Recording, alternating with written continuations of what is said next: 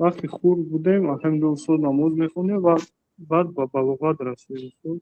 وقتی با بلاغت رسیدیم یعنی جنوب میشدیم استاد و از حساب علم نداشتن یک کسی نبود که با ما گوید یعنی که وقتی شما جنوب شدید و غسل کنید و چی کنید بعد نماز خونید استاد از حساب همین بینی استاد نمازها رو هم خیلی میخوندیم استاد صنف 8 9 هم خیلی استاد همین چی میشه باشن از سر قضایی خونیم چی خیلی کنیم استاد یعنی چند تا نماز است نمیدونیم استاد یعنی رو چی خیلی خونیم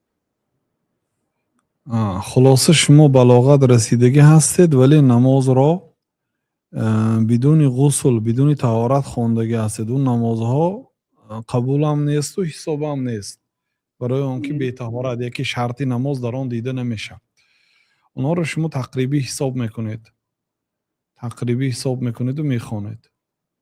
یعنی کی بار اول دانستید در صنف 10 مثلا 8 و 9 یعنی که همین خیلی خواندید. خب در یک هفته چند بار جنوب میشدید مثلا کی غسل میکردید چند روزش حساب میکنید تقریبا بعد همونه خوانده میدهید والله تعالی اعلم.